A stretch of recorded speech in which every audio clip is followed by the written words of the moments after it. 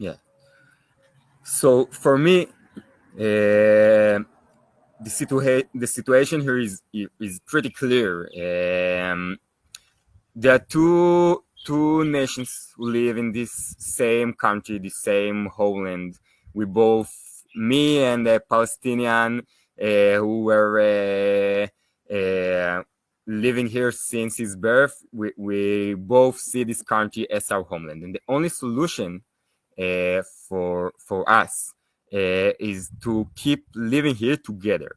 And for those of you who are watching me at home, I must say the only thing you can do to help us is to strengthen organizations and movements who support a solution of peace and a better future for both of the nations, Israelis and Palestinians.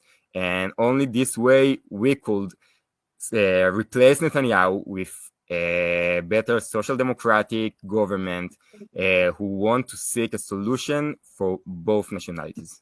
Did you lose friends? Did you have friends be injured while you were serving in Lebanon? Yes, a lot of. From my unit, 6 of my friends, we lost them in combat, and more than 20 were injured.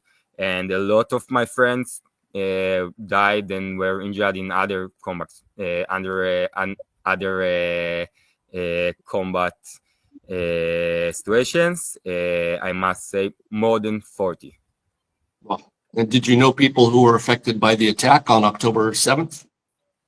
Yes, of course. Even personally, I know some of the hostages, specifically one of the young hostages who was kidnapped from her house in one of the kibbutzim near the Gaza Strip.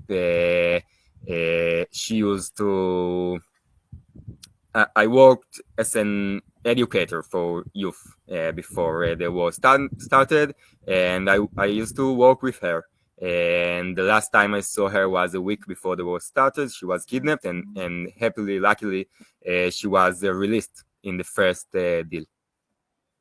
That, unfortunately, really was up to luck, because we know that had we continued with the agreement, it wouldn't have been obviously only up to Israel, but the second agreement was ready and had a second stage that had we continued, we would have freed more hostages. And to free more hostages is obviously a good thing, but every day that goes by without releasing hostages puts them more in danger.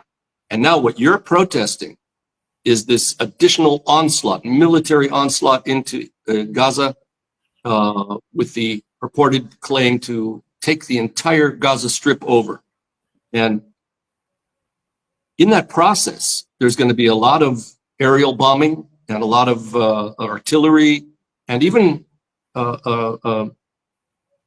just regular infantry fighting that could possibly kill our hostages. And we know that certain hostages have been killed by our aerial bombing.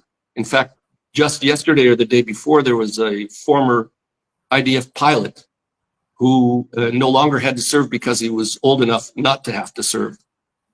But on October 8th, they called him up and they said, now we want you to be the coordinator between the land troops, ground troops, and the Air Force to be able to coordinate where activities should take place. And he said he refused to go, like you.